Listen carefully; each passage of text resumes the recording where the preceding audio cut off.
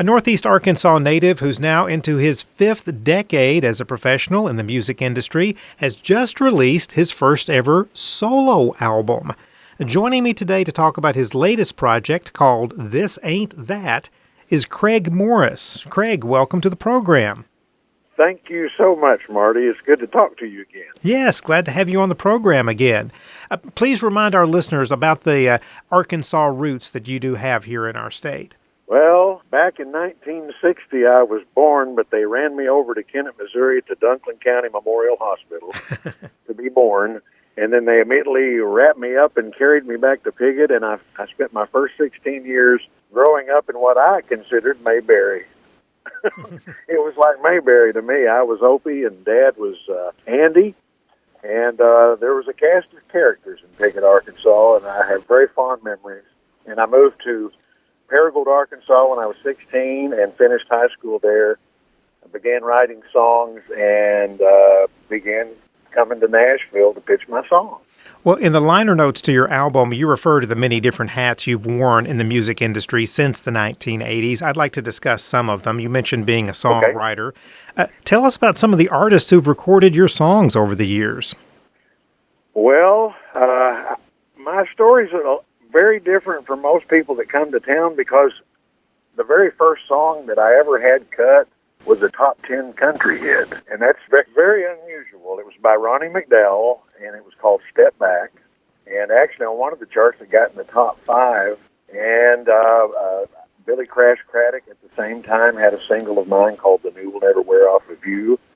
I had a couple of songs recorded by the Oak Ridge Boys, Gene Watson, let me see, well, John Conley, Gary Morris. One of my biggest feathers in my hat was Ray Charles cut a song of mine. Andy Williams cut a song of mine. Reba McEntire, Ray Price. Who did How Much Is That Doggy in the Window? Who did that? Patty Page? I think so. I found out accidentally that she cut a song of mine too. Wow. I was looking for the title that Reba had cut, and it turned out she had recorded it, and I found out accidentally that she cut my song. But I've had a lot of wonderful people, just legends, that have cut my songs, and that's the main reason I moved to Nashville when I was 20 years old. I wanted to be a songwriter.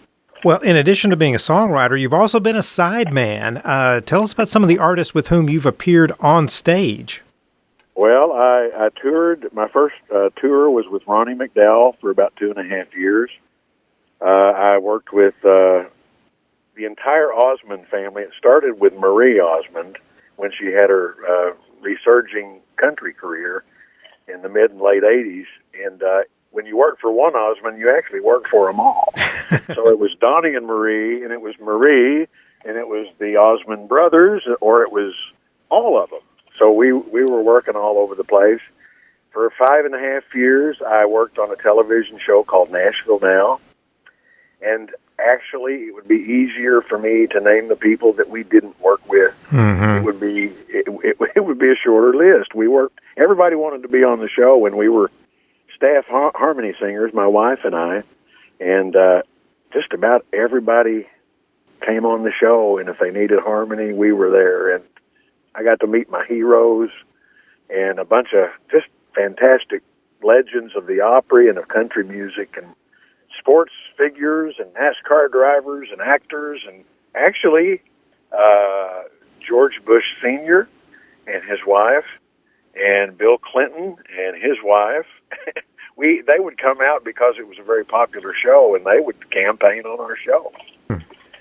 And let's see, Loretta Lynn, I began working with her in 94 and worked mostly full-time with her until 2017 when she had her stroke. And there was a period of time, about 3 years, that I buddied up with Craig Morgan, and we wrote a lot of songs together, and I toured with him some too. Okay, I know it would take probably another hour to go through everything on your resume, but a couple of the other areas in which you've worked, you've done a lot of studio work, not only singing harmonies on Nashville Now, but singing, backing up some other artists and on other projects. Well, that's fun to discuss because occasionally, without any provocation, I'll hear myself on the radio in the background. In 1980, I think it was 89, might have been 88. Actually, I think it was 88. A new guy came to town that James Stroud was producing. His name was Clint Black. Nobody knew who he was. And we got hired on Saturday morning to come sing about 6 songs on his first album. And it was a rainy morning, and we did the songs, and we were so jaded, dadgummit. We were jaded, and it was Saturday morning, and we weren't that impressed. We just kind of went, well, good luck, and all the best. Hope you have some hits out of this. Turns out he had 5 number ones of the 6 songs we sang on, Donna and I. 5 of them were number 1, so that was cool. Let's see. I did a lot of work out in L.A. on TV and film projects. Some you've heard of, some like Rat Boy, you've not heard of. but I did something on Major Dad back in the late 80s and early 90s, Spencer for Hire. I did movie stuff. Oh, in the 80s I also did, there was a movie called My Cousin Vinny, and the Fabulous Thunderbirds have the opening theme of that movie, and I got hired to come sing with and to be a part of that. Let's see, in 2020 and 2021, there was a project called The Eyes of Tammy Faye, and we did some pre-production on that before it was given the go-ahead to shoot the movie. And they got the go-ahead. They shot the movie. They called us back in, and we did another session. And actually, well, I hate to say this, what was the lady's name that was the star? Hit me. Okay. Jessica Chastain. Jessica Chastain, she won an Oscar as the best actress or best actor for that year. So that was cool, and that'll live for a long time. And what am I forgetting? Well, 2 other things that come to mind that you haven't mentioned. We referred to your wife, Donna Rhodes. Yeah, she's here in the car with me. I could hear her voice there in the background. So you've done work with her and with your 2 children, Savannah and Sam, as the Morris family. You've also been part of the country quartet Forerunner. So all of that leading up now to this solo project. So why now record a solo album at this point in your career? Well, better late than never. In the music business, a lot of times the current carries you from project to project without you trying. Somebody mentions your name to somebody else, and a producer will call you that you never worked for, and something will come from that. And I think probably during my younger years, I was happy to row my boat gently down the stream and do it that way. And I'm a big harmony guy. I love harmony. From my earliest memories were singing with the family and at church and in family reunions and things like that. And I just stumbled, or God directed me into situations where harmony was the most important thing. With the Nashville Now Singers, it was that way. With Forerunner, it was that way. Just about everything that I've done has been group-oriented. And just a few years ago, when you get a little bit older, you start going, well, what do I want to do before I kick off here? And I got to thinking, I want to pick my favorite songs that I've written that got overlooked over the last 40 years for whatever reason. I still believe in them. I've got the time, I have a studio, and I have the funding myself now. And I've got some of my best friends are some of the best musicians in the world. And they were happy to be asked to play on it. And I picked the cherries from my catalogs, songs that were important to me, that meant a lot to me. And they turned out better than I imagined. They did. And they don't always do that. Sometimes you'll record and it's quite a disappointment. Everything that we did in the last 12 months turned out beyond my expectations. And that's hard for me to say because I'm pretty tough on myself. But I'm thrilled with how it turned out, and I kind of got the bug again. I don't think I'm through. We've been real busy touring over in Europe with the family the last 4 months, and we're going to take a little break till April, and I think I'm going to probably grab another half dozen and continue this. My guest today is Craig Morris. This Piggott, Arkansas native has just released his first ever solo album after decades in the music industry. The album is called This Ain't That. Okay, so you've made reference to these songs that you figure are the cherries in your musical catalog. I'd like to talk about some of the specific ones, and let's start with the one that begins on the album. As I was listening to the lyrics of Delta Dust, it seems, from my perspective, this is one that really comes from your heart and from the area in which you grew up. It really does. The Boot Heel of Missouri is where my mom grew up, and it's dusty farmland. It's dirt roads and row after row after row of cotton or soybeans or whatever they're growing that year.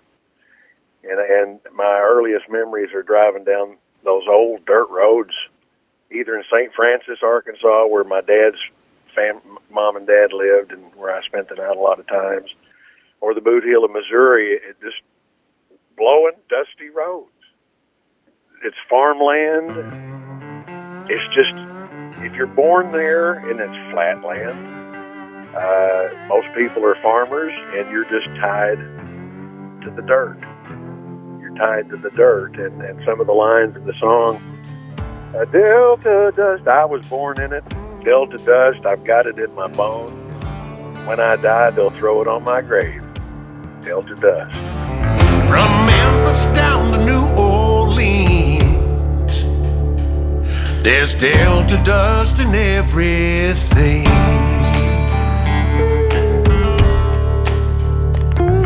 It's on your clothes, it's in your hair. You can almost taste it in the air. When it rains, it turns to mud. That wind-blown red dirt flows like blood. From the creeks and streams to the riverbed, turns that old man river red. Delta dust, I was born in it. Delta dust, got it in my bones. When I die, they'll throw it on my grave. Delta dust to dust. We're listening to music from the new album This Ain't That by Northeast Arkansas native Craig Morris. And you made reference to in the song Delta Dust being about the area in which you and your family come from. Let's talk about another song that is related to your family. Tell us about Shelby Jean.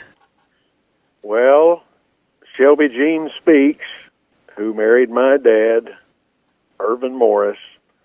She became Shelby Jean Morris. The Boot Heel of Missouri, back in the 50s and 60s, at times, it was a great place to grow up, I'm sure. But my mom came from a pretty hard start. Her mother died when she was 2. Her grandma died in front of her when she was 3. It was a broken home. She came up hard. She met my dad and suddenly knew love. There was one stepmom that came through for a few years named Theda that actually loved her and showed her most of the love in her young life. And then she married my father and married into the Morris family, and she knew it. She got to know God and Jesus and love within a family. And it's about overcoming the difficulties of that hard start and triumphing and becoming and blossoming once she was tended with water and love and sunshine, I guess is the best way to put it. And that song is all about my mom, Shelby Jean. Dirt poor in the Boot Heel of Missouri. Her mama Mama died when she was young. Daddy loved women and the bottle. Hard times could not hold her down, they only made her strong. She learned hard work in fields of cotton, blistered and bleeding little hand. She dreamed someday of silk and satin, sweet and sassy, starry-eyed, Delta firebrand.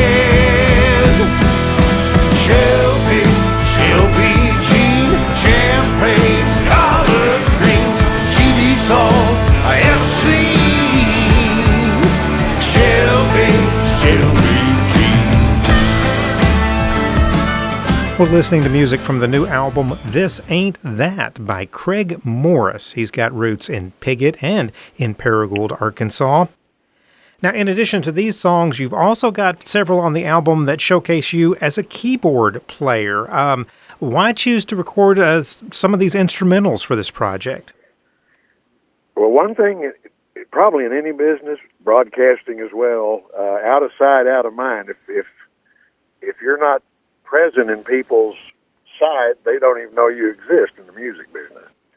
So at different times during my 45 years in the music business, I came to town as a writer, but then they started liking my song, my voice, because I did my own demos, and they started wanting to hire me to sing.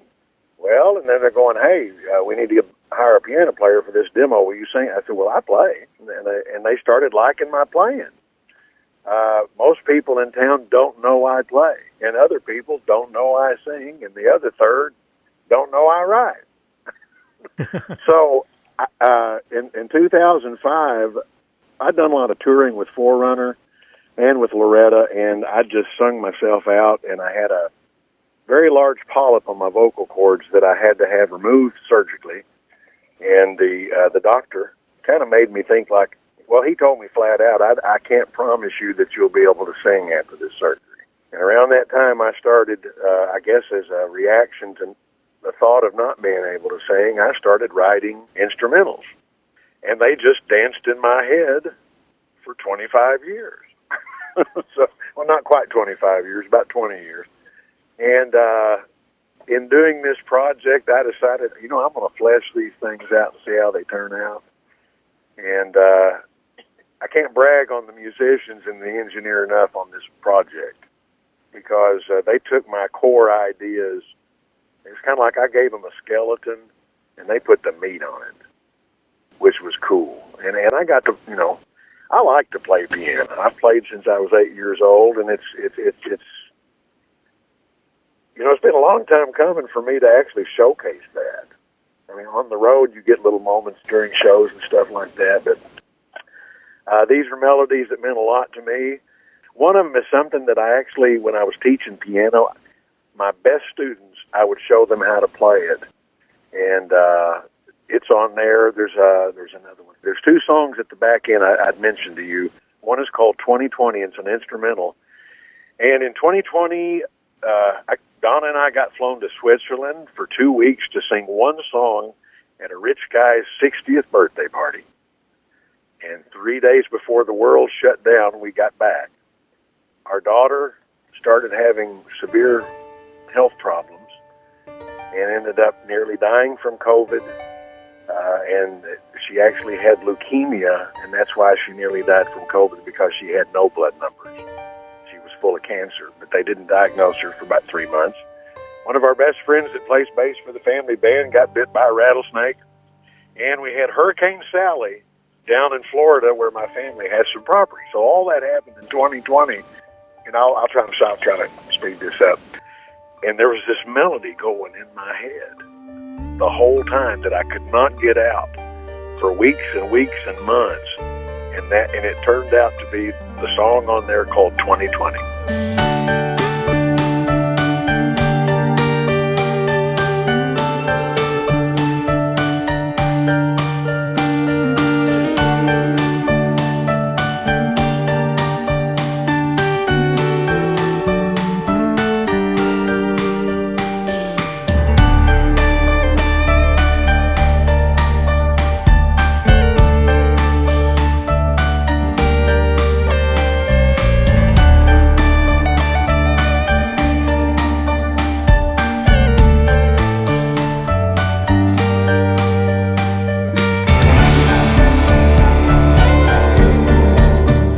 last song on the album is called God Has a Plan, and it has become our family's theme song ever since our daughter battled cancer and survived cancer, and now, as of just 4 weeks ago, is 5 years cancer-free. That's a very important song. I'll do that song until I can't do it anymore, and Savannah sings it too. And that's us giving glory to God is what it is for the outcomes of the very, very difficult battle she fought. There's a bigger picture that we can't see. There's what we want, and there's what will be. The weight upon your shoulders is too much to bear. Drives you to your knees. You will find Him there. So smile. The clouds will be gone in a while. Believe the sun's gonna rise in your heart. It's a good place to start. God has a plan. Singing and playing keys on these recordings that we've been listening to is Craig Morris. He has deep roots in Northeast Arkansas, and he's got a brand new album, This Ain't That, his first solo project after having worked in the music industry for well over 40 years. And Craig, there's one more song I want to ask you about, because you're talking about how all these songs, the dozen tracks on the album, have such a personal meaning to you for various reasons, some of which you co-wrote. But there's one tune from the Great American Songbook that's on there. Out of all the songs you could have chosen, why did you pick to record Georgia on My Mind? Well, this is a very interesting story, actually, and I appreciate you asking me that. That was the last song that I decided to put on the record. Donna and I, of course, Donna sang with Elvis and sang on Sweet Caroline with Neil Diamond, and she sang on a bunch of big, big songs. And because of that, we've been going over to Europe and joining other people that worked with Elvis on tour or in the studio on, they're called TCB Original Tours. Well, Donna talked me into doing Georgia on My Mind in Salzburg, Austria, on this beautiful Boisendorfer piano in a palace. It was empty. So we thought, hey, this piano needs to be played. And Donna did this video of me doing Georgia, which I loved. I loved the song. And the guy that we worked for over in Europe saw that, and he said, you got to start doing that in our shows. Well, long story short, just this past, Valentine's Day, the 13th of February of this year, I was asked to do a Ray Charles tribute show by myself, just a solo, me and a gigantic Steinway piano in a beautiful theater. And I worked up an hour of Ray Charles songs, including the one of mine that he recorded. And it turned out so good that I decided to record it and put it on this record, because I do that song probably more than any other song that I do. Ray Charles is my hero. Ray Charles cut one of my songs, and I love singing Ray Charles songs. And I thought, if somebody comes out to see me live, they're going to hear Georgia on My Mind. And I think they'll probably going to want to take a copy home with them. And that's why I put it on there. It is my homage to, I think, one of the best interpretive singers that America has ever produced. Georgia, Georgia, the whole day through, just an old sweet song keeps Georgia on my mind.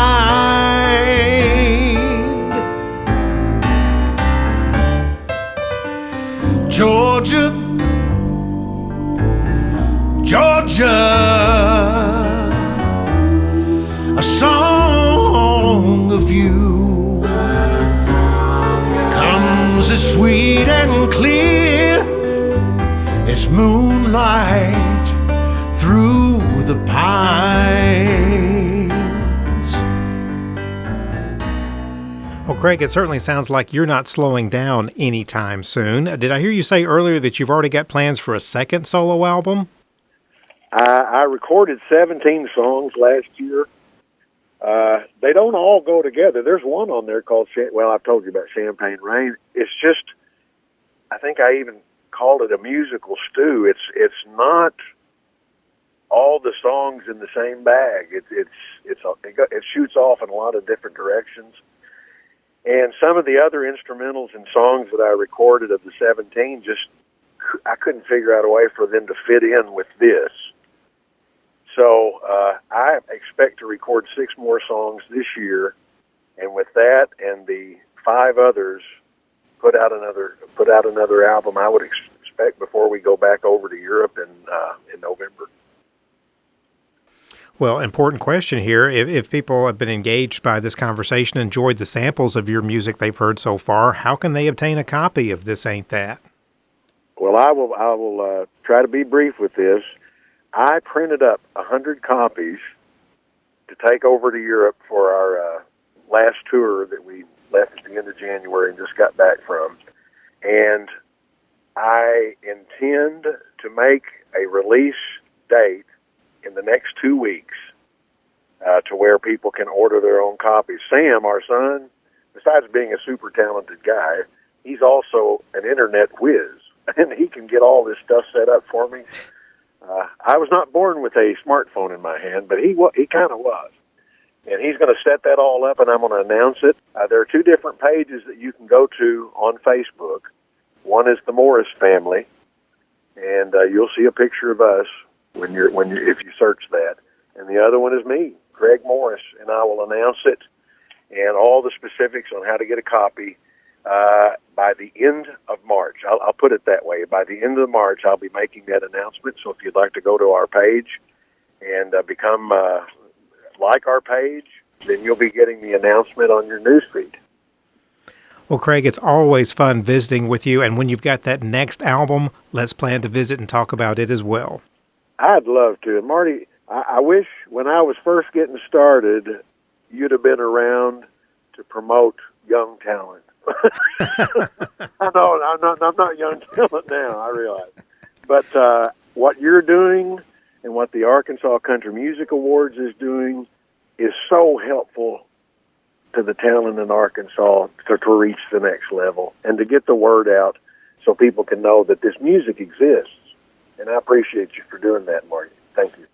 Well, again, congratulations on a stellar career from a young man who grew up in the Delta dust of southeast Missouri and northeast Arkansas to the career that you've had. Again, Craig Morris with roots in Piggott and Paragould. His new album is called This Ain't That. Thanks again, Craig. Thank you so much, Marty.